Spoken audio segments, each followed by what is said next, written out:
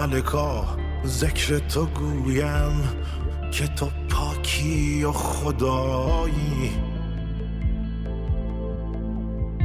نروم جز به همان ره که تو همراه نمایی. همه درگاه تو جویم، همه از فضل تو پویم. همه توحید تو گویم که به توحید سزایی. همه عزی و جلالی، همه علمی و یقینی، همه نوری و سروری، همه جودی و جزایی. همه غیبی تو بدانی، همه عیبی تو بپوشی، همه بیشی تو بکاهی، همه کمی تو فضایی. نتوان وصف تو گفتن که تو در فهم نگنجی، نتوان شبه تو گفتن که تو در فهم نیایی.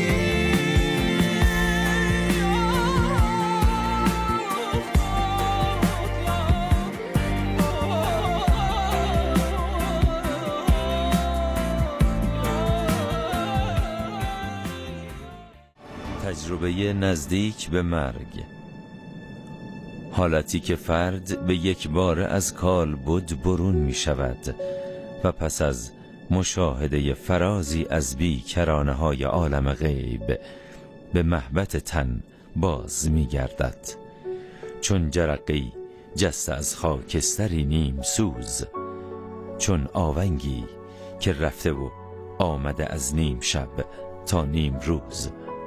برای شنیدن این تجارب فانوس برداشته بر خاکستر زمین گشتم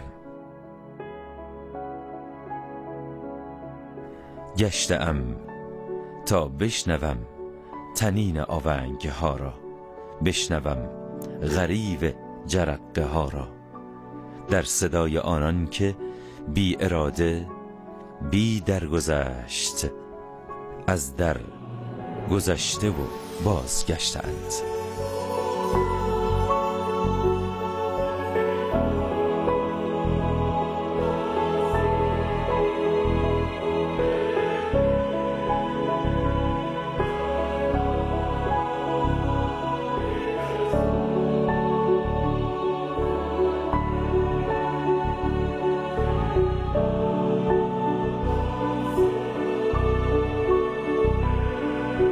من قبل از این تجربه به حق و ناس گیر نمیدادم، به حلال و حرام. مثلا تجربه بعد از این برنامه مثلا تجربه که کردم تصادف و حق و ناس خیلی مهم میدونم. زمین تا آسمون فرق کرده تو زندگیم. نمازم اون موقع گدایی میخوندم، حالا پیش میومد میخوندم، نمیومدم نمیخوندم، ولی اون سر وقت نماز من میخوندم. این دوتا تغییر رو اساسی تو زندگیم انجام شده. یکی هم که یه ذره بد اخلاق بودم خونه، الان خوش اخلاق شدم با خانومم با بچه‌ام. قانعم به رضای خدا. اول نه قانع نبودم، دنبال پول بودم، میگفتم اونو بگیرم، حسرت میخوردم، ولی الان حسرت نمیخورم. چه اتفاقی افتاد؟ داوود صالحی هستم، متولد 3/2/1353، صادره از تویسرکان. نام پدر امیرحسین، ساکن قم هستم، الان 30 سال تو قم زندگی میکنم، منبتکار هستم. یه پسر دارم، 2 تا دختر. دختر اولم که الان نزدیک 20 ساله مثلا رفته خونه شوهرش، نوام 18 سالشه. پسرم هم که موقع ازدواجش هنوز زن نگرفته. دختر دومم من پارسال ازدواج کرده. سال 1391 بود، تقریبا آخر پاییز میشد، آخر پاییز بود. مهمان اومد بود برامون، شام دعوتشون کرده بودیم بریم پارک. رفتیم، یخ و آب یادمون رفت بود ببریم. من برگشتم خونه که آب و یخ ببرم با ماشین. پر کردم یخ تو کلمم پر کردم و آبم یه دبه گذاشتم پشت ماشین و اومدم افتادم تو کمربندی. داشتم که می اومدم دیدم یه پژو چراغ میزنه بدجور داره میاد. آینه نگاه کردم. یه خواهری داشتم سبقت میگرفتم. بعد سبقت هم دیگه تمام شده بود. میخواستم راهنما زده بودم که بیام این بر منتاش خواهریه یه خوردی کشی طرف سمت شاگرد جا مثلا باز کرد برای بنده خدا ماشینی. یه اومد لایی بکشه نتونست جمعش کنه طرف شاگرد ماشینشو کوبید به ماشین من. وقتی کوبید به ماشین من سریع 3 تا ملق هم زد و رفت پایین. من بعد او تقریبا یه لحظه خیلی کوچیک خودم به گاردل بستد با سر ماشین من بلند شد. چی بود خودروی شما؟ من وانت بود. با سر بلند شد 3 تا ملق رو یادمه که زدم تو جاده. یعنی اول ته خودرو اومد بالا؟ آره اول که نوکش خورد به گاردل گیر کرد. بعد گیر کرد با اینجوری با نوک سرتر شد با ملق اونجوری زدم. از بغلم نه از تو پشتک زدم تقریبا. پشتک زد؟ آره. بعد و دیگه 3 تا ملقه که یادمه دیگه نفهمیدم چی شد.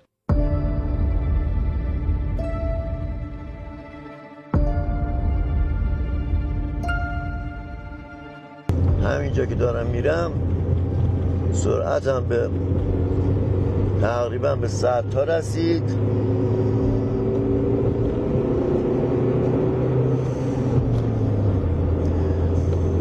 همینجا داشتم می اومدم تقریبا از اینجا یه کمپرسیه سبقت گرفتم دیگه. سبقتمو گرفته بودم همینجا دیگه دیدم پشت سرم یه ماشین داره چراغ میزنه میاد.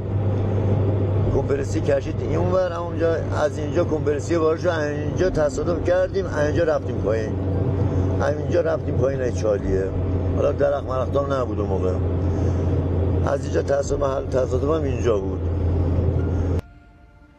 صدا با نور یواش یواش کمرنگ شد رفت. انگار همش خاموش شد کلا همه چی. دیگه نفهمیدم چی شد. فقط یه موقع به خودم اومدم یعنی یه تریلی بوق زد. تعجب کردم بودم تریلی کجا بوده بوق زد من کجام. یهو یادم اومد که تصادف کردم. دستانم اینجور بغلم دیدم اسفالته. گفتم آره تریلی لم میکنه. همینجوری که مثلا گفتم لم میکنه به زور دستم آوردم بغل. الان توی ماشین بودید یا پرت شده بودید دیگه بیرون بودم دیگه. از پرت شدید از خودرو بیرون؟ از شیشه اومده بودم بیرون. از در اومده بودم بیرون نمیدونم. دیگه بیرون بودم دیگه. بعدش دیگه دیدم بعد از اینکه یعنی خودرو از حرکت ایستاده و شما پرت شدید بیرون یه جایی بی حرکت رو زمینی افتاده بودم. آره. بعد صدای بوق تریلی شنیدید؟ آره بوق تریلی شنیدم. حالا اینجا یادتون اومد که تصادف کردید؟ آره یادم اومد تصادف کردم. او بوق زد. همینجوری که بوق زد دستم خورد به اسفالت. گفتم الان وسط اسفالت افتادم ماشین لهم میکنه یه جو حالتی. چشماتون میدید؟ چشماتون میدید؟ نه دیگه الان همه چی تاریک بود هنوز. ولی صدا رو میشنیدم. صدا برگشت ولی نور هنوز برنگشته بود. زورکی دستم رو به بغلم آوردم دیدم این برم خاکیه. مرز اسفالت خاکی افتاده بودم. یعنی با دست گشتین خاک رو پیدا کردین؟ آره یه دستم کلا بی حرکت بود. پاهم سمت مثلا راست چپ؟ سمت چپ هم بود که به زور دستم آوردم طرف خاکی. بعد دیگه تو همین حالت که مثلا دست دادم خاکی و اسفالت یواش یواش نور اومد و عادی شد. دیدم ماشینم 100 متر اونورتر افتاده. 4 تا چرخش هم بالاست. دیدم یه موتوری اومد اولین نفر بالا سرم. گفت داشت اصلا نترس تصادف کرد هیچی نشده. با دستمال همون ماسه و شن و خاک رفته بود تو چشمشام. اونا یه خود پاک کرد و یه ذره آب پاشید تو صورت همون. یهو به خودم آمدم، به پسر گفتم برو مدارک منو با گوشی من تو ماشینه با پول، یه مقدار پولم رفته بودم حساب کتاب که گذاشته دار زیر صندلی، وقت نکرده بودم بذارم خونه. گفتم برو هم پولامو بیار، هم مدارکمو بیار، هم گوشیمو بیار. یه رفت گشت و مدارکمو آورد با گوشیم، اما خب پولا رو نیاورد. اون نی هرچی میگردم نی، فقط 2 تا سپرچی که 50 تومانی یادمه که گذاشت تو جیبم. گفت همینو پیدا کردم. جمعیت هم همجور ریخته بود. بعد نگاه میکردم اینه مثل تعزیه خونه همینجوری پر بود جمعیت. اونقدر صدا شدید بود که مثلا تصادف کرده بودم. آره دیگه، وقتی یه وانت از طول 3 بار ملق بزنه سر صدای زیاد داره. بعد دیگه همین تو همین حالت گفتم شماره اول نفر رو بگیر، یا فامیله یا دوست هر کی بگو تصادف کرده. یه زنگ زد به دیگه یکی از فامیلامونو گرفته بود که اطلاع داده بودن خونه، که دیگه بعدا اومده بودن به بیمارستان اومده بودن. و در حالی که مثلا با این صحبت میکردم یه حالم بد میشد. زنگ که من زدم، من تا خودمون رسوندم صاحبکارم، من وسیله نداشتم اون موقع، با صاحبکارم با وسیله‌اش اومدیم تا اینجا. گفت رسیدیم اینجا، گفتن بردن بهشتی. رسیدیم اونجا دیگه نبود، حالم هم خراب بود. صاحبکارم آوردم، بعد رفتیم بهشتی و دیگه رفته بود تو کما دیگه، کلا داغون شده بود. اون همشهری بود زنگ زد، گفت عمو داوود تصادف کرده، آمپلاس اومد بردیمش بیمارستان. من هم گریه میکردم هم دعا میکردم. فرمانم تو شکمش رفته بود، الان کلیاش درد میکنه. پوزی داشت، تمام بدنش همه کبودی شوید. آی چشماش همه کبودی، به زود ایزو نگاه میکردیمش. دیدم این طرف چپم داغه، همونجور که دستم کشیدم دیدم لخته خون دستم پر شد، همونجور قلقل خون میزد بیرون ای بغل. راستیتش اولم یه ذره ترسیدم، خونه رو دیدم. بعدش گفتم دیگه آدمیزاده دیگه، اول تا باید بمیره دیگه. حالا دیگه قسمت ما هم این بودی که الان بمیریم دیگه. به اون موتوری وصیت کردم. این وصیتمو کردم، گفتم پسرم اسمش وحیده، بهش بگو اینجوریه. چی بود وصیت؟ چی بود؟ همین مثلا به دین داشتم 1-2 تا. گفتم اگه مثلا من مردم خب هوا مثلا دخترامو داشته باشه، آبجیاشو داشته باشه. وصیت مثلا همینجوری خانوادگی اینجوری. تو همین حالت دیگه آمبولانس رسید دیگه منو گذاشتن رو بلانکارت، بردنم تا بیمارستان بهشتی. یه لحظه مثلا خب میرفتم، یه لحظه میومدم، تا حدودی حواس داشتم، هوشم داشتم تا بیمارستان. اما ناگفته نمونه، پرانتز باز میکنم اینجا، موقعی که تصادف میخواستم بکنم از بالا شاید 3 متری یه لحظه تصادف خودم رو دیدم. تو چه مقطعی از تصادف شما یعنی از خودرو بیرون 3 متر بالاتر؟ آره، لحظه‌ای که تصادف کردم همون لحظه که برخورد کرد و ملق خوردیم دوتامونمی بالا، انگار قشنگ 3 متری بالا ماشین یه لحظه مثلا تصویر تصادف رو دیدم. به چه شکل؟ به شکل هم واقعی اصلا واقعی تقریبا بخواه حساب کنم. قشنگ جزئیاتش هم یادمه. بالا 3 متر یه لحظه همه چیز رو دیدم. جزئیاتی که یادتونه چیه؟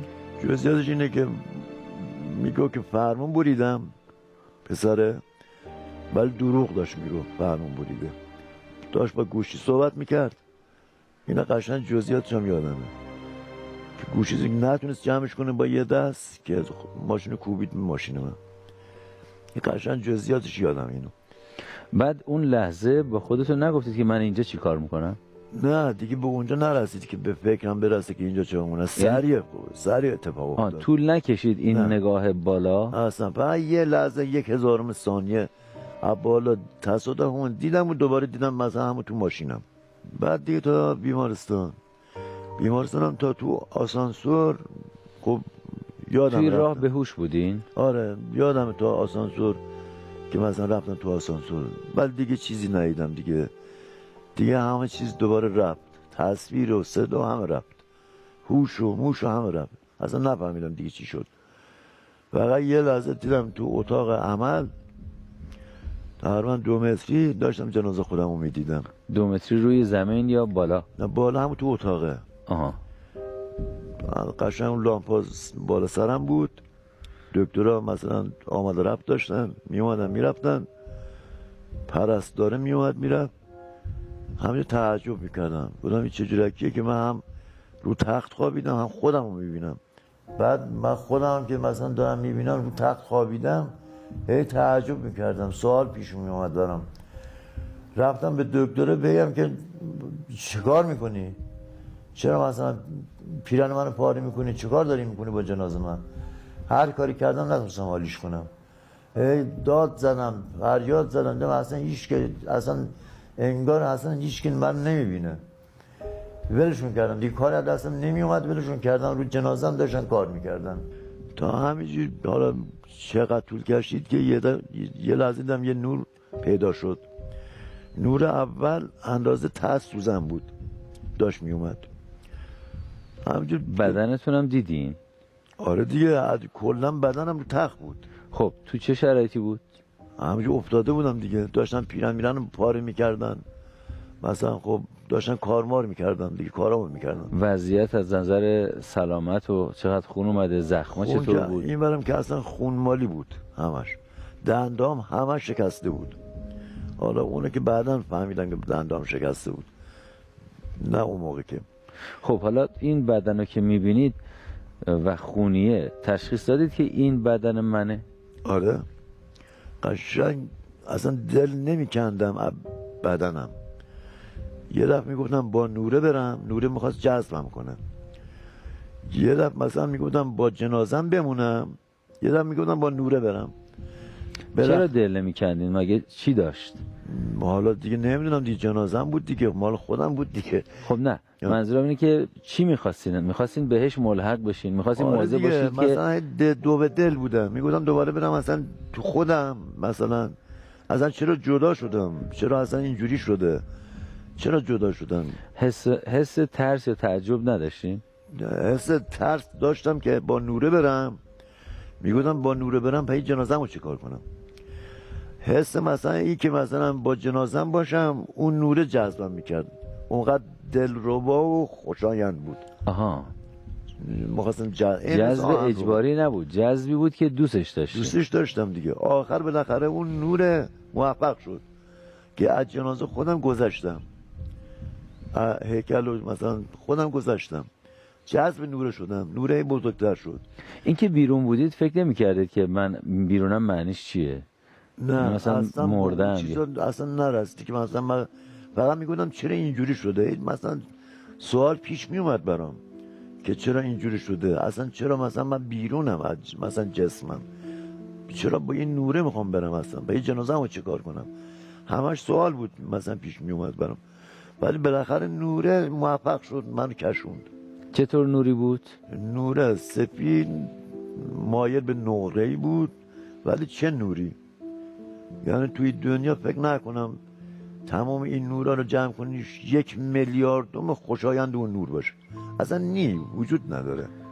حالا مثلا اینجور مثال میزنم، اصلا اون نور توی دنیا من آقای صالحی خیلی ها اینو میگن و من همیشه یه سوال میپرسم، میگم شاید این دفعه این یک نفر جدید جواب منو بده.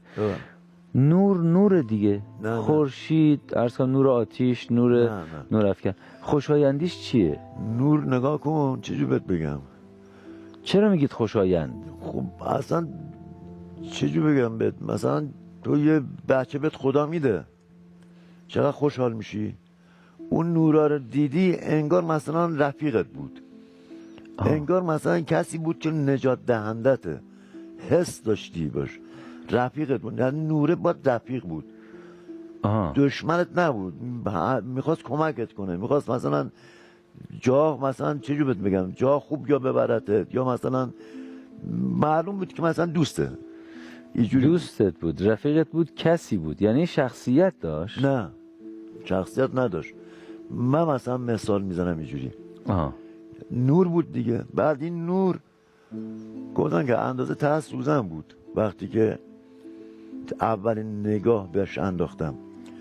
بعد دیگه یواش یواش یهو دیدم از بیمارستان بیرونم دیگه، گردباد دیدیم تو بیابون میره بالا، خاک بله همجور لوله میره بالا. بله. این نوره یه وجه حالتی بود منتش نه اندازه گردباد، اندازه شاید کره زمین بود. باز با یه حالی که بزرگ بود، اندازه شاید کره زمین بود، شاید مثلا بیشتر بود یا کمتر بود دیگه نمیدونم، ولی خب اینجوری میخوام بهت بگم. این بزرگی چیه؟ این بزرگی دهنه اون نوره یا بزرگی ارتفاعشه یا اصلا چی؟ کلا گرد و بلندیش آها. اونقدر بزرگ بود. منتش با اون حال من احاطه داشتم بهش، انگار عجب. از بیرون دارم میبینمش. با اون حال که بزرگ بود من داشتم میدیدمش، که مثلا اون بزرگیشو از دور مثل عین گردباد میدیدمش. تا رفتم توش دیگه نوره اونقدر جذابیت داشت، هر چی میگذاشت ازش لذت بخشتر رو دیگه روی کره زمین چه جو بهت بگم، اصلا اوجون نور من ندیدم 1000 اون نورا نی. اونقدر جذاب بود نوره، اونقدر قشنگ بود. نوره مایل به سفید نقره‌ای بود ولی جذاب یو خوشحال کننده، آرامش بخش. 1 میلیاردم و اونم اصلا وجود نداره. اونقدر من اصلا دوست نداشتم ولش کنم. منتها او بعضی موقع منو ول میکرد دیگه. اینجوری بهت بگم. توی نوری که رفتم بعد آدمایی بودن مثل برق از کنار من میگذشتن، داخل نور می اومدن، بیش همینجوری دنبال هم میرفتن طرف بالا. آدم بودن میرفتن دیگه، ولی آدمایی هم بودن با آهسته میرفتن مثل من. اینا حرکتشون عمودیه دیگه ها، از پایین به بالا. از پایین به بالا. بله. بعد دیگه من تو هم که آهسته میرفتم آدمی بودن که مثلا خب خواسته داشتن، خواستم که چه جو حرفی نبود که همینجور نگاه که میکردی میفهمیدی او چی میخواد یا مثلا منظورش چیه، اصلا انگار تو مخشی میفهمی یارو چی میگه. مثلا مرده ها رو دیدم، مثلا این مرده ها مثلا اینجور ایستاده بودن، مثلا گروه بودن. یه گروه مثلا فک و فامیلا خودم، پدر، داداش، اینا همش بودن. مثلا خب یه سریشون خندان بودن، یه سریشون غمگین بودن، اینا همش مثلا بودن دیگه، گروه. یهو این بنده خدا که میگم این قبلا با من رفیق بود، اینا خب سر یه برنامه کشتنش، به قتل رسونده بودنش.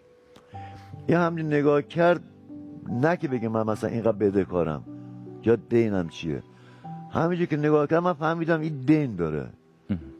با نگاهش من فهمیدم این دین داره. مطلب رو بدون کلمه منتقل کرد تا جای رفت این نوره که دیگه یه جای خلا شد. یعنی دیگه این نور کاملا توقف پیدا کرد، دیگه خلا شد. نور یواش یواش کم رنگ شد. نوری که کم رنگ شد دیگه حیرون سیرون ویلون شده بودی، یه جوری نمیدونستی میخواد چی کار کنی، کجا بری، چرا اینجوری شد.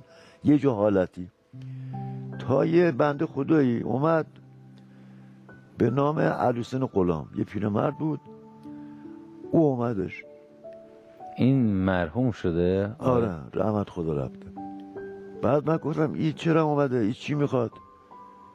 یواش یواش که داشت میومد نزدیک، از شکل علیحسین غلام در اومد بیرون، شد یه شکل ترسناک چجور، مثلا دندونش میخورد به زمین، چشاش مثلا تو سرش بود، یک هیوله آجو بهت بگم، یعنی ترسناکترین، یعنی 100 تا گرگ بهت حمله کنه مثلا، هر کدوم یه گاز بهت بگیره، ببین چقدر ترسناکه.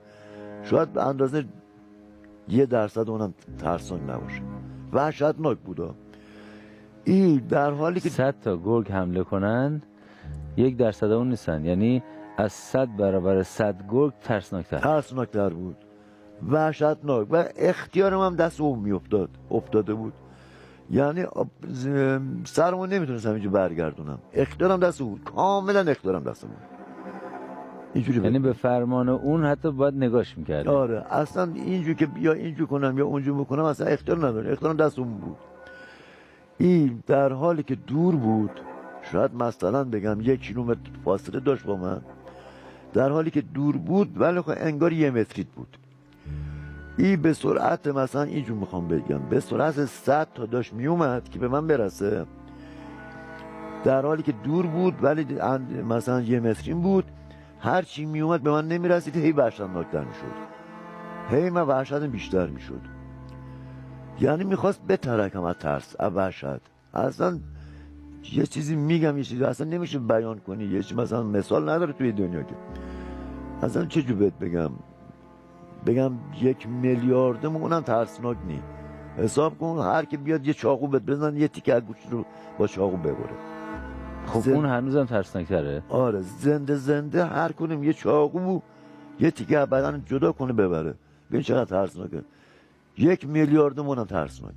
تازه این هنوز 1 میلیاردیوم اونم نیست. نی، واقعا نی. یه عده بریزن تکه تکه گوشت بدن رو بکنن. من تو 2-3 ماه اصلا وقتی که یادم میومد اصلا بدنم میلرزید. تا چند وقت؟ تا 2-3 ماه بعدی که اومده بودم خونه، اونقدر ترسناک بود. بعد اصلا تعریف هم نمی کردم. یه جا هم تعریف میکردم، میگم که بعضیا باور میکردن، بعضیا مسخرت میکردن.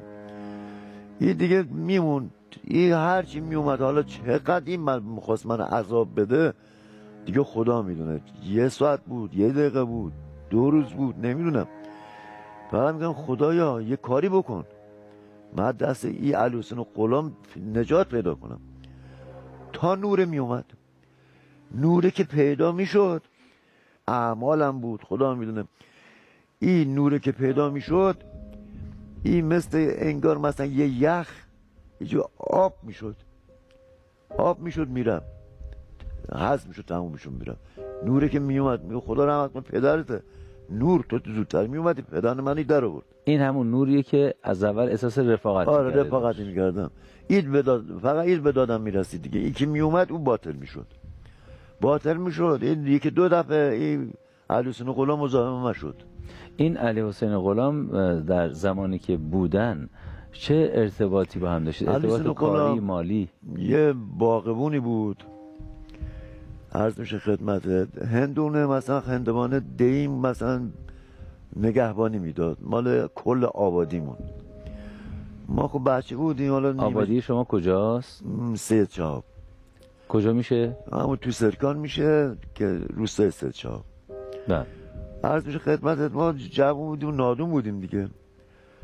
با یکی یه رفیق داشتم، با اون میرفتیم اینو اذیت میکردیم، ولی یه سری دیگه بعد جو اذیتش کردیم.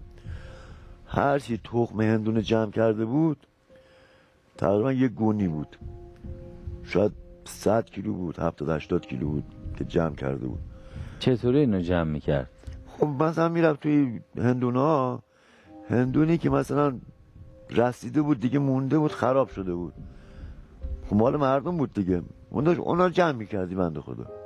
و هندونه خراب و جمع میکرد. یعنی نمیرفت خریداری کنه از مردم، از سر باغات جمع میکرد؟ آره، بعد زحمت داشت دیگه، بعد اینو جمع میکرد، میومد میتکون، این خوش میشد، بعد مثلا زلالش میکرد. خب گرونم بود هندونه، تخم هندونه. اون موقع من یادمه کیلو مثلا 6-7 تومن بود. 6-7 تا تک تومن ها، نه 6-7 هزار تومن. کار پرزحمتی بود. آره، بعد این 2 تا 10 تومنی هم تو جیبش بود. ما اون موقع که رفتیم این 2 تا 10 تومنی هم رم نکردیم، عجیبی ما در آوردیم بیرون. 2 تا 10 تومنی کاغذی که عکس مدرس روش بود، قشنگ یادم. بعد دیگه هیچی، اینه که مثلا ما آوردیم که بماند، کلبش هم خراب کردیم. این کجا؟ توی باغ خودش بود؟ نه دیگه، او مال عموم بود. این کلبه رو درست کرد برای استراحتش. که مثلا یک سرپناه برای نگهبانی استراحت میکرد اونجا هم تخم‌ها رو پهن میکرد، خوش میکرد، تو گونی میکرد، میومد میفروخت. اونا رو چیکار کردیم؟ اونا که دیگه آوردیم فروختیم، خوردیم، بستنی خرید میخوردیم. اینجوری. تخمه های هندونه رو بردید، از تو جیباش پولا رو هم برداشتید، خونش هم خراب کلبش هم خراب کردیم اومدیم. این دیگه این حق و ناس که میگم، این حق و ناس خیلی مهمی بود که اوجو گریمبان گیر منو گرفت. تو خلک میمون دیگه میگم ویرون میشدی کجا میخوای بری.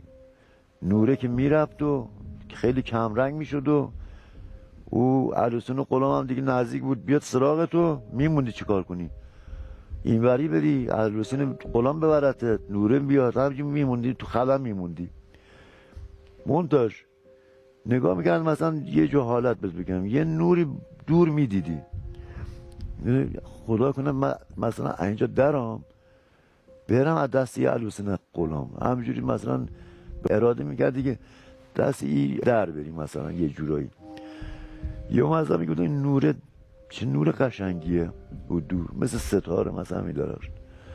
یه میدی نزدیک میشد، نزدیک انگار ای که کره زمین که اصلا زمین خودمونه، یه میرستی زمین خودمون، این که مثلا زمین خودمونه، این که مثلا شهر تهرانه که یه مثلا اراده میکردی دیگه، یه مثلا میدی مثلا تو شهر تهرانی، دوباره مثلا اراده میکردی یه مثلا که مثلا جای دیگه بری، مثلا خب نوره میومد کمکت دیگه میکرد. من درست متوجه شدم شما یک کارها و اعمالی که کاری که انجام داده بودید نسبت به اون علی حسین غلام به شکل یک هیولایی، به شکل موجود وحشتناکی بود از یک طرف، این از یک طرف یک نوری که کمک میکرد و اون رو از بین می‌برد، حذفش میکرد. از طرف دیگه گاهی یک نورهای ریزی یک جایی میدیدید، میگفتید برم اینجا، آره. از دست این هیولا اونجا فرار کنم. آره. نزدیک میشدید میدیدید اون سیاره زمینه، سیاره زمین خودمونه. بعد میومدید زمین خودمون رنگا رو میدیدی. کجا بود این رنگا؟ روی زمین بود یا تو فضا؟ نه همون تو زمین بود، منتاش مثلا مثل یه رنگ کمان دیدی چجور مثلا چیز میشه، یه اونجا حالتی بود مثلا، بعد رنگاش فرق میکرد، رنگاش انگار زبون میفهمیدن. اینی که میفرمایید یعنی اومده رو زمین فرود اومده نگاه شما یا بیرون از کره زمینید؟ یا نه اصلا تو زمین اومدم، ولی این نور به زمین مربوط نمیشه، بالا مثلا بالاست. نه که مثلا رو زمین باشه رنگا، رو بالاست ولی رو کره زمین هم، ولی مثلا بالاست، رنگا بالاست دور کره زمین. آره مثل یه رنگ کمان، مثل یک حاله دور کره زمین. آره اینجور مثلا مثال میزنم من. خب این رنگا فرق میکرد. رنگ سبز مثلا اینجا رو مقایسه من میکنم مثلا میکنم با اونجا، شاید 1 میلیاردم سبز اونجا نباشه، یا قرمز یا هر رنگی دیگه.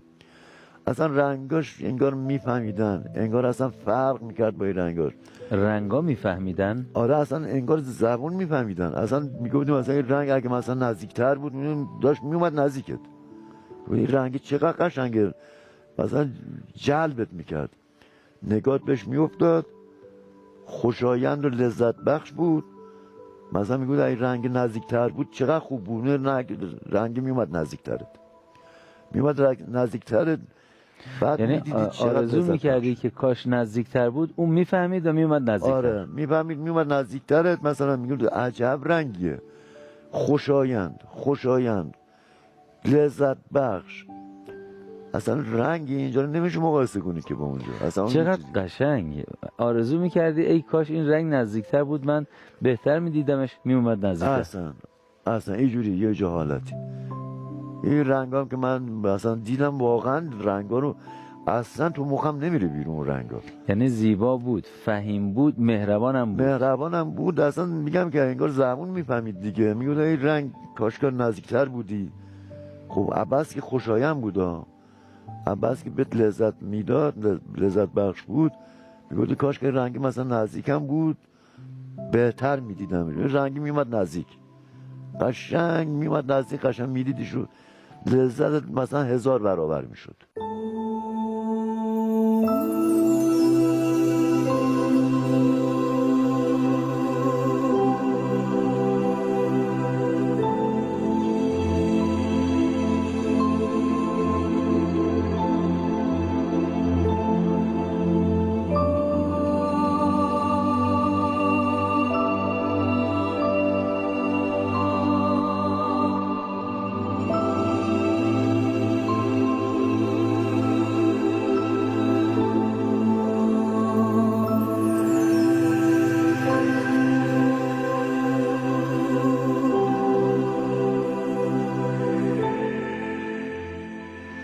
غرق میشدیم مثلا تو رنگ و تو اون نور مثلا نقره‌ای و اینا.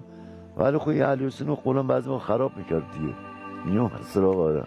بازم میومد. آره بعضی ما میومد دیگه. این نوره به داد من فقط میرسید، یعنی اختیارم به دست این میافتاد دیگه، اصلا سرمو نمیتونستم برگردونم. همه ارادم دست او بود. یو هر لحظه و هر ثانیهش میخواست قبض رو بشی از ترس. در حالی که مثلا 1 کیلومتر مثلا میگم، حالا مثلا فاصله مثلا چیزیشون نمیدونم مثلا دقیق، ولی مثلا میگم 1 کیلومتر داشت بهت برسه ولی انگار 1 متر بود. این همین میومد که بهت برسه هی بدتر مثلا ترسناکتر میشد، یا ترست هی میلیاردها برابر میرفت بالا که اصلا وحشتناک ها. چجور بدونم اصلا وحشتناک دیگه. خدا رحمت کنه پدر اون نوره به دادم میرسید که میومد دیگه او آب میشد، یواش یواش آب میشد، محو میشد دیگه. اون نوره به دادم میرسید.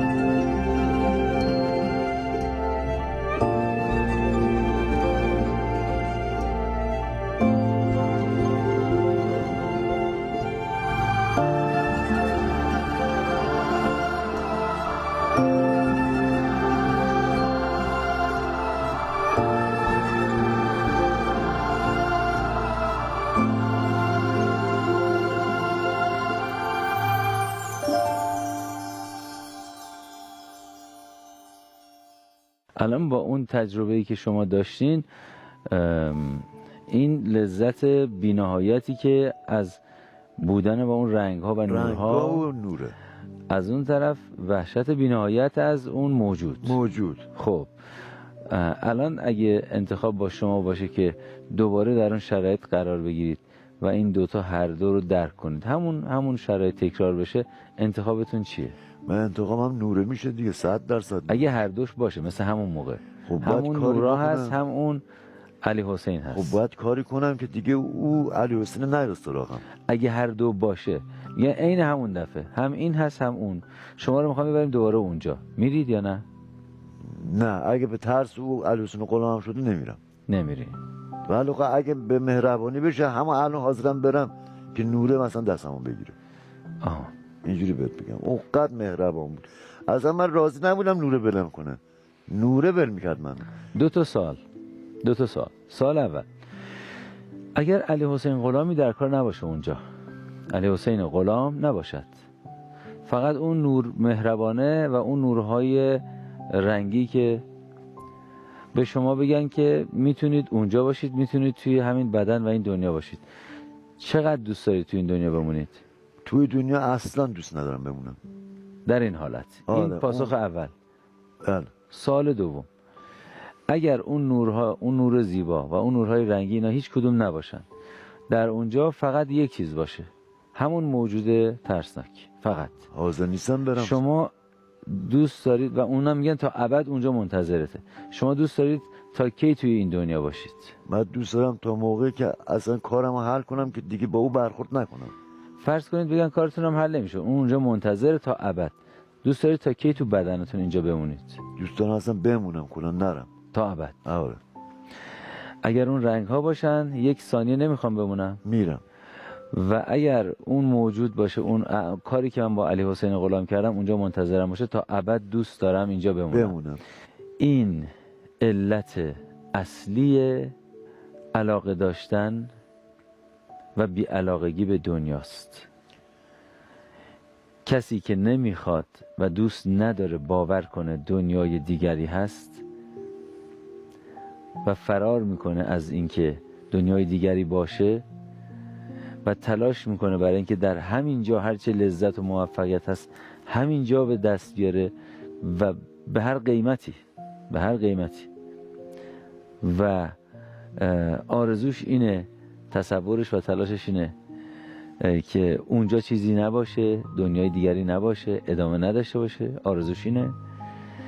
و تلاشش هم اینه که ثابت کنه به خودش، بباوراند، بقبولاند که بعدنی نیست. علت اصلیش اینه. هر چقدر با خودمون، با کلمات، با دیگران بازی کنیم، علتش اینه. اگر کارهای ترسناک من اونجا منتظر من باشن، دوست دارم تا ابد بمونم تو بدن. اما اگر اونجا زیباترین انوار هستی منتظر من باشن، دوست ندارم آنی اینجا باشم. پری باز کنیم، نفسی تازه در آسمان زیبای ایران دلم و برگرده.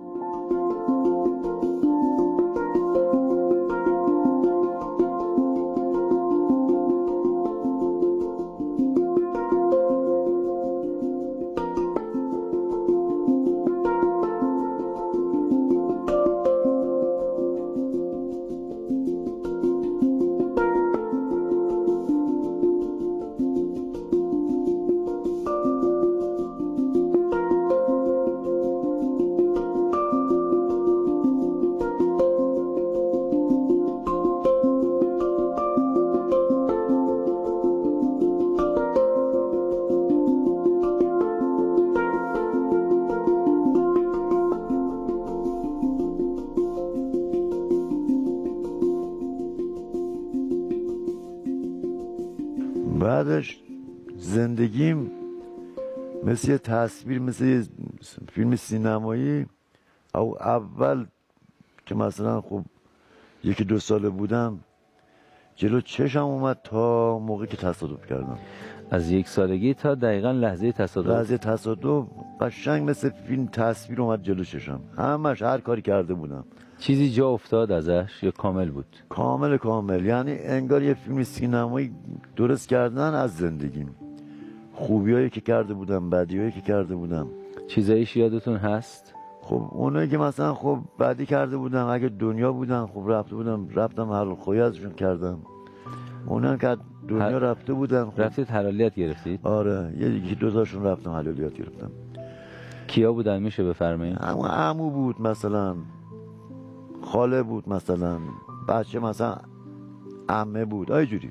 بابت چی حلالیت گرفتین؟ خب مثلا تون صحبت کرده بودم یا مثلا دعوا کرده بودم باشون، یه جایی مثلا ناراحتشون کرده بودم. اسمشون رو میفرمایید؟ خب آره، اسمشون یکی علی بیات بود. علی بیات نسبتشون چیه؟ پسر عمم بود. خب یکی مثلا خب عیسی صالحی پسر عمم بود.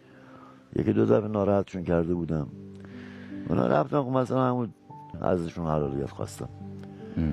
آره، حلالیت ازشون خواستم، اونا اتفاقا قبول کردن و خیلی هم راضی بودن. کدوم شهر هستن؟ اینا ملایر هستن، تو سرکان هستن. آها. آره یه جوری دیگه. و خوبی هم که کرده بودن خود دیگه خوبی بود دیگه، راه دوری که نرفت، هر خوبی کردم. دوست داریم بگین بعضیاشو؟ خب یکی که مثلا خب ما پدرمون خب زود از دنیا رفت، خدا رحمت کنه. خدا رحمت کنه پدر مادرته. من کلاس 5 بودم، یعنی مسئولیت زندگی افتاد گردن من. 2 تا آبجی شوهر دادم، جهیزیه‌شو جفت جور کردم. یه داداش مثلا زن دادم بعد مردن مثلا پدرم. خودم برای خودم ازدواج کردم، مثلا چیز کردم، هزینه درست کردم و جهیزیه خریدم و زن گرفتم. مادرم بود، مادرم الانم با من زندگی میکنه. 30 سال مشترک مادرم با من زندگیش. خب خوبی کرده بودم، قشنگ اونجا معلوم بود که خوبی کردم دیگه. مادرم همیشه راضیه دیگه، همیشه راضیه.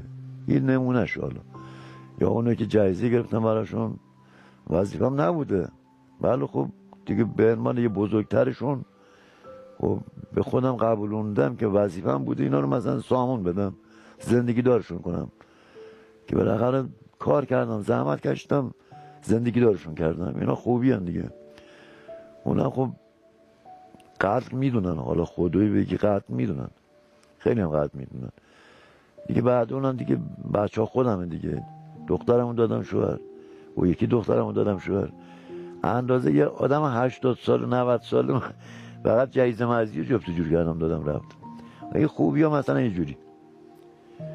بعدش هم که یه برنامه یه چیز دیگه هم هست، مثلا من اومدم تهران یا بندر عباس یا هر شهر دیگه، یه لحظه تو ماشین با یکی برخورد میکنم، بلند میشم جامو مثلا به جناب عالی میدم، یا اون بنده خدا که واسط بالا سر خسته شده میگم آقا بشین، بفرما بشین، جامو بهش میدم.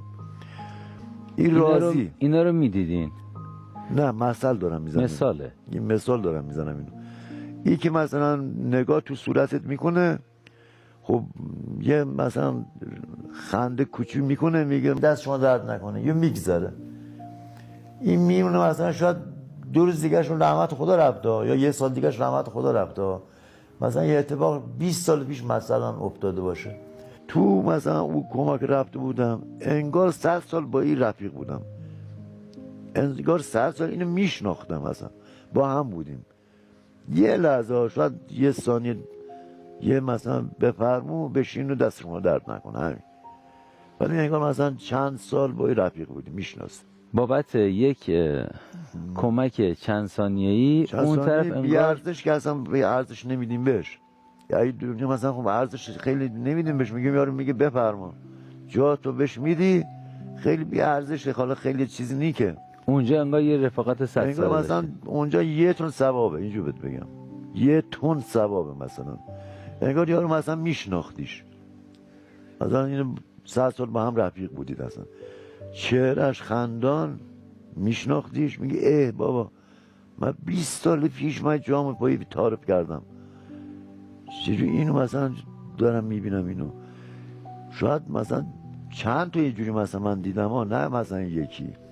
حالا من یکی مثلا مثال دارم میزنم اینجوری.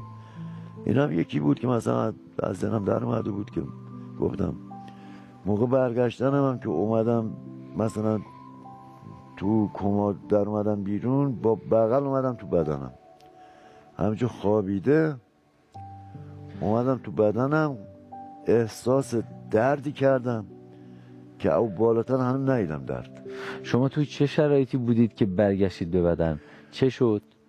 من دیگه اتاق عمل در اومده بودم بیرون، اینم نگفتم، داداشم اومده بود تو ICU، داشت گریه میکرد رو پشت شیشه که رو جنازه من مثلا نگاه میکرد، تو تخت من نگاه افتاد به جنازه خودم، به هیکل خودم، دیدم ورم کردم، اصلا تن اینقدر، سرم اینجوری اینقدر شده.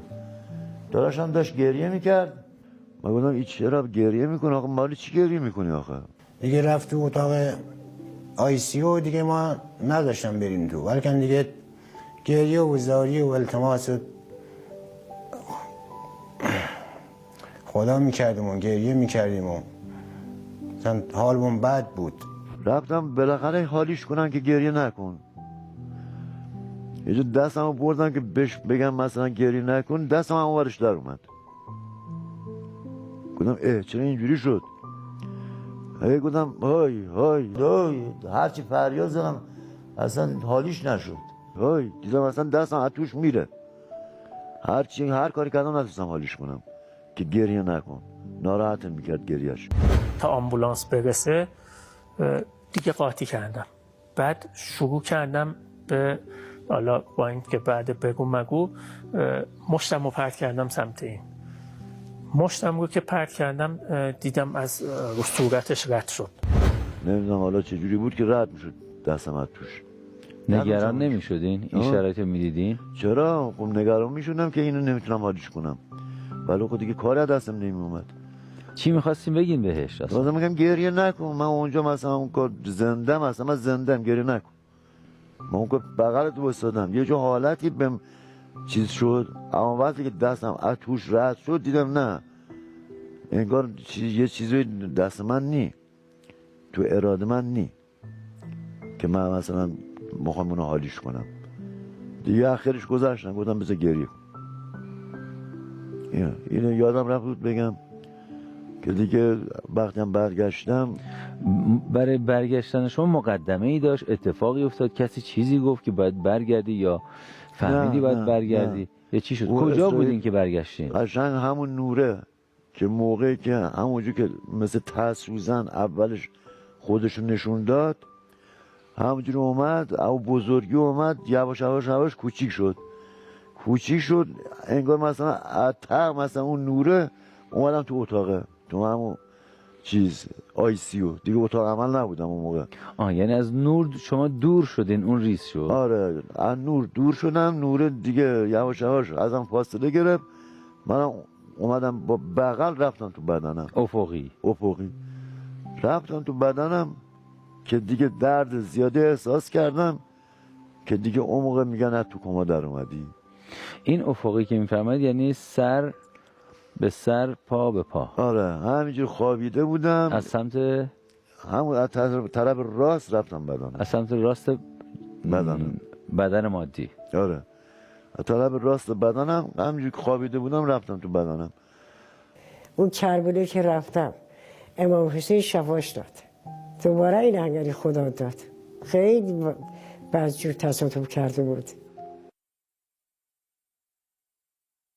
میگم درد خیلی شدیدی احساس کردم، هیچ دردی وجود ندیدم تا حالا، یعنی اصلا تجربه نکردم، اونقدر درد شدید داشتم.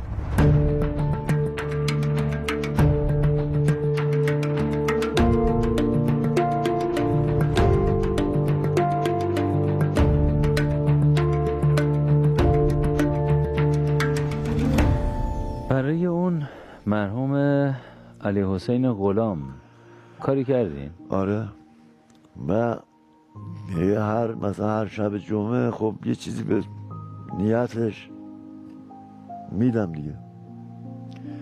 چند ساله؟ نزدیک الان 10 ساله میشه، همون موقع که مثلا دیگه تصادف کردم دیگه، همون موقع تا حالا. دلتون راضی؟ یعنی احساس میکنید دیگه الان اوضاع خوبه؟ راضیم دلم تا حدودی. و اولش خیلی مثلا دلم راضی نمیشه ولی الان راضیم. هر شب جمعه 10 سال میشه 52 تا شب جمعه در سال میشه 520 تا تقریبا. آره یه چیزی میدم، بیشتر از 500 تا. حالا دیگه شبی 50 تومن مثلا هر شب جمعه، 100 تومن دیگه بستگی داره دیگه، یه چیزی میدم. بعد اونم که مثلا یا زیارتی میرم یا مسجدی میرم، به نیتش هم زیارت میکنم هم نماز میخونم براش. یه چیز دیگه هم هست، من از این چیز اینجور برداشت کردم، حق الناس رو به هیچ نوع نمیگذره. اینه من مطمئنم. حق الناس به ناس مربوطه دیگه. به هیچ وجه نمیگذره. حالا حق الناس به خودت هست، به داداشت هست، به زن بچت هست، به همسایت هست، اصلا به کل کشورت هست، فرق نمیکنه. اینجوری حق مردم مربوط به مردمه، باید جواب پس بدی. اینو من فهمیدم و تأثیرش هم برای شما این شده که حق الناس نمی کنم اصلا.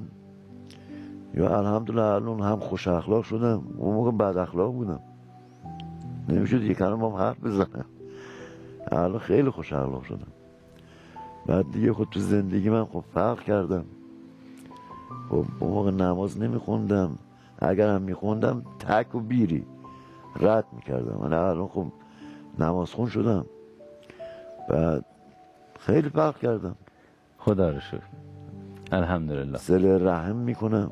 اون موقع اصلا دوست نداشتم با کسی رفت آمد کنم. اهل رفت آمد نبوده؟ بودم ولی رفیق بازی میکردم تو رفت آمد. ولی الان میرم واقعا صله رحم میکنم. اوی فرق میکنه. تا با رفیقات بری خوش بگذرونی او یه برنامه است. اینه که مثلا بری قوم و خویش رو سر بزنی. آره یه پیرزنیه یه پیرمردیه سر بهش بزنی، یه شاخ گلی ببری، یه کیلو میوه ببری براش، یه برنامه است. اوی فرق میکنه برنامهش. مثلا اون موقع نمیدونستم، خیلی اهمیت نمیدادم، ولی الان خیلی اهمیت میدم به این چیزا. آقای صالحی عزیز، بینندگان برنامه کمتر از 0.1%، شاید هم کمتر، اینها آسیب میزنن به کمتر از 1% تجربه گران. بله. چطوری آسیب میزنن؟ بعضی از اینها وسوسه میکنن تجربه گر رو، بعضی ها اتهام میزنن به تجربه گر. بله. اونهایی که وسوسه میکنن، چه وسوسه‌ای؟ برنامه که تموم میشه میان یا حضوری یا تلفنی یا از طریق اینترنت، حالا به هر روش ارتباط میگیرن با تجربه گر و میگن که شما حتما دیگه اون عالم رو هنوز ارتباط داری و چشمت بازه و نمیدونم با عالم غیب وصلی و حتما در گوشت فرشته ها یه چیزایی میگن، خدا باید حرف میزنه از این چیزا. و خب کم کم ممکنه تجربه گر وسوسه بشه، بعد از 1 روز نه، حالا 1 هفته، 1 ماه، 1 سال، 2 سال، بالاخره به قول معروف بندی رو که محکم نگه داشته میگه نه همچین چیزی نیست و چون این چیزی نیست من یک انسان مثل شماها معمولی هستم و اینها، بعد از یه مدتی این بند رو به آب بده. درست. و بالاخره وسوسه بشه بگه آره اصلا همونی که شما میگین، آره من یه قدرت هایی دارم و یک ارتباطات ماورایی دارم. برای پیشگیری از این مسئله، نه از سمت تجربه گر، از سمت مردم، یعنی برای اینکه کاری کنیم که این افراد آسیب نزنن، مراجعه های نادرست نکنن، انتظارات و توقعات و پرسش های بیهوده نکنن، ما با هم یه گفتگو میکنیم که این گفتگو با همه تجربه گران انجام شده و خب این تصویر گفتگو ضبط میشه و منتشر میشه. بنده میپرسم، شما هم خالصاً مخلصاً پاسخ میفرمایید. به نام خدا. آقای صالحی عزیز، بعد از اون تجربه، بعد از اون که از اون وضعیت کما خارج شدین، از اون به بعد تا به امروز، آیا شما با عالم غیب، با خدا، پیامبران، امامان، اولیا، ارواح، فرشتگان، اجنه یا موجودات غیبی شما ارتباط خاصی دارید؟ نه. بسیار خوب. آیا به شما انواع و اقسام این ارتباطات حالا بگیم، مثل وحی، الهام، القاء، اشاره، به قلبم افتاد، یه چیزی تو مغزم پیچید، یه صدایی شنیدم، یه چیزایی میبینم، یه خوابایی میبینم که تعبیر میشه، نمیدونم به دلم میندازن، اینها، آیا شما چنین ادعاهایی داشتید و دارید؟ نه. خدا رو شکر. منم انسان معمولی مثل شما. بله. منم مثل شما انسان معمولی هستیم. خدا حفظتون کنه. خب این از ارتباطاتی که وجود نداره. حالا بحث انرژی ها و توانمندی ها. شما آیا توانمندی خاصی دارید؟ مثلا آیا شما پشت دیوارها رو میبینید؟ نه. از دیوار رد میشین؟ نه. در زمین فرو میرید؟ نه. در آسمان پرواز میکنید؟ اصلا. پرواز عمودی، افقی، مورد؟ هیچ. آیا افکار من رو و دیگران رو میخونید؟ نه. چهره ملکوتی و برزخی دیگران رو میبینید؟ نه اصلا. آینده گذشته دیگران رو خبر دارید؟ نه هیچ. نیتشون رو خبر دارید؟ نه. بسیار خوب. این هم صادقانه و واضح. و آیا شما میتونید بیماران رو شفا بدید؟ نه. انرژی درمانی؟ اصلا. انتظار کسی میتونه داشته باشه دخیل ببنده به شما، نظر شما کنه مشکلش حل بشه؟ اصلا. خیلی خوب. بحث دانستنی ها، این توانمندی ها بود و مواردی مثل این. قبل از اینکه دانستنی ها رو بگم، 1-2 مورد دیگه هم هست. آیا شما میتونید فال بگیرید، پیشگویی کنید، آینده رو بگید؟ نه اصلا فالو من اصلا قبول ندارم. بسیار خوب. و اما دانستنی ها، شما آیا مطالبی از عالم غیب میدونید که از علما و عرفا و دانشمندان و اینهایی که تو این زمینه سالها کار کردن بیشتره؟ شما چیزی میدونید؟ نه. بسیار خوب. احکام دینی، فقهی، مذهبی، اینها شما مراجعه کنن مردم شما بپرسن، احکامشون رو بپرسن؟ نه من در حد نیستم. بسیار خوب. این هم از این. و راجع به موضوعات سیاسی، اجتماعی، اقتصادی، فرهنگی، افتعالی، انفعالی، ملی، بین المللی، اینها، اینکه قراره چه اتفاقاتی بیفته، قراره در آینده کی چی کار کنه؟ آیا شما راجع به اینا موضوعی دارید؟ حرفی دارید؟ نه موضوعی ندارم، ولی پیش بینی هست. پیش بینی مثلا خب یه فوتبال بازی میکنه، یه تیم میبره یه تیم میبازه. بله. خب بعضیا پیش بینی میکنن مثلا میگن 2 تا میزنه و 1 میزنه. اینو همه دارن. خب این در حد اینجوری. بله. در حد اینجوری که همه دارن مثل دیگران. اینم هست. و پس شما نه ادعایی دارید راجع به ارتباطات و قدرت‌های ماورایی و ارتباط با عالم غیب و اینا، نه دانش خاصی. پس این بزرگوار رو، این بنده خدا رو هم آزار ندید با مراجعات نابجا، با پرسش‌های بیهوده و تجربه گران رو که صاف و سالم و صادق میان توی برنامه با وسوسه کردنها به لغزش نیندازید. سوقشون ندید به سمتی که کم کم اینجا سالم میان، صادقانه میان، بعد کم کم به فکرشون بندازید و حلشون بدید. تجربه گر هم انسانی است که ممکنه وسوسه بشه و مثل بسیاری از انسان‌های تاریخ از راه راست با زبان وسوسه‌گر دیگران از راه راست کج بشه. این کار رو نکنید. ایشون صادقانه دارن اینو میگن. اگه در این رابطه خودتون هم خواسته‌ای دارید بفرمایید، اونایی که این تصویر رو میبینن متوجه بشن که آقا شما خواستتون چیه تو این زمینه. من فقط خواستم اینه، من در هر دیگه تجربه، حالا 1 دقیقه بوده، نمیدونم 1 ساعت بوده، او دیگه نمیدونم، من حقیقتا نمیدونم، شاید اندازه 1 دقیقه یه عالم چیز مثلا خب دیدی، مثلا تو کما بودی، شاید هم در مثلا 1 ساعت بوده، شاید هم 1 روز بوده. این چیزی که مثلا اون موقع مثلا ما تجربه کردیم و تمام شده. آره دیگه از کما هم در اومدیم دیگه چیزی ندیدیم که تمام شد. تمام شده. به پایان آمده این گفتار. انشالله که حکایت همچنان باقی نباشه و شروع نکنید و بالا نرید. همین پایین هم سطح واقعیت بمونید و عین واقعیت همین است که گفته شد. این کسانی بودن که وسوسه میکردن. یک بخش دیگه افرادی که اتهام میزنن. اونایی که اتهام میزنن، اونایی کسایی هستن که با این تجربه ها مخالفن، میگن نه اصلا این تجربه وجود نداره. این فرد اومده در این برنامه با 3 هدف، یا 1 یا 2 یا 3 هدف. اومده است شهرت کسب کند، از راه این شهرت ثروت کسب کند یا قدرت. یعنی برای شهرت، ثروت، قدرت اومده. خب آیا جناب عالی هدفتون از حضور در این برنامه این هاست؟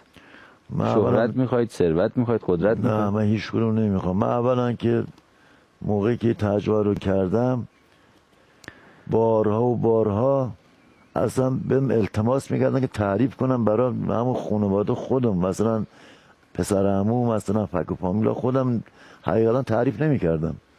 چرا؟ چون در حد و فکرشون در حدی نبود که قبول کنن که مثلا یه جور چیزی بود. مسخره میکردن اولش. بله.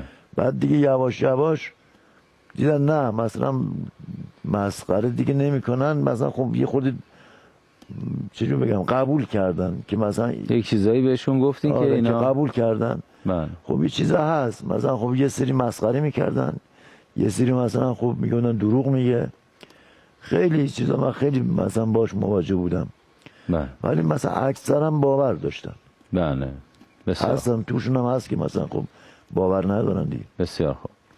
پس شما نیامدید که بعد از این برنامه به شما مراجعه‌ای بشه، برید سخنرانی کنید؟ نه. هم در واقع حق القدمی، حق الزحمه‌ای بگیرید، برید همایش، برید کتاب بنویسید، برید این تجربتون رو به شکل‌های مختلف به فروش بذارید و از راه این تجربه کسب درآمد کنید. یا شغلتون رو تقویت کنید، بگید آقا من شغلم اینه، حالا که من همون تجربه گرم، بیاد از من خرید کنید.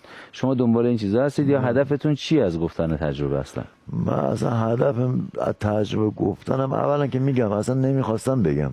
بله. حالا به اصرار ما اومدید در واقع. قسمت شد که مثلا اینجور دارم گفتم شاید یه نفر، مثلا 1 میلیون نفر، یه نفر حرف منو باور کرد، دست به گناه نزد، حق و ناس نکرد. خدا خیر. همین کافیه برای من. خدا خیرتون بده. ممنونم. خواهش می‌کنم.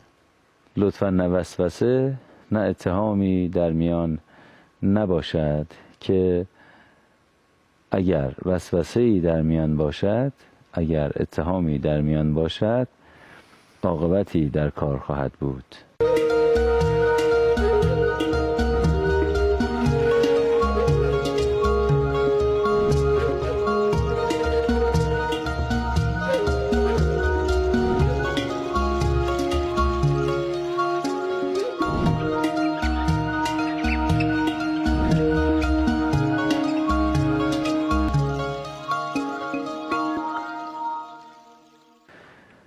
خدا انشالله اهمیت ما رو بیشتر کنه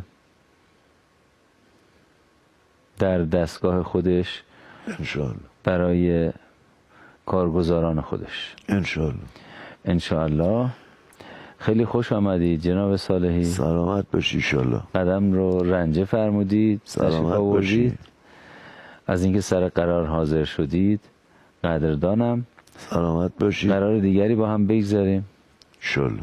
قرار بگذاریم طوری زندگانی کنیم که در زندگانی بعدی از زمین تا آسمان تا دورترین نقاط عالم هستی رنگ‌های مهربان باشد و زیباترین رنگ‌هایی که فهیم هستند، صمیمی هستند، دوست هستند و خبری از موجودات طلبکار خشمگین نباشد. بله انشالله. موجوداتی که بعد از برگشتن از کما تا 3 ماه از یادش فقط آدم تنش و لرزه می‌افتاد. آره الانم که الان بعد 10 سال من وجدانم دارم میلرزه.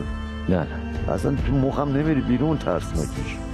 قرار ما همون زیباترین نورهای عالم هستی. شما هم با ما سر این قرار زیبا حاضر باشید. انشاءالله همه تلاش کنیم با خوب زندگانی کردن بر این قرار بمانیم، برقرار باشید و بیقرار بمانیم تا وقت قرار. و در پایان سلام و نور مهربانی خداوند بر شما تابنده تر از همیشه.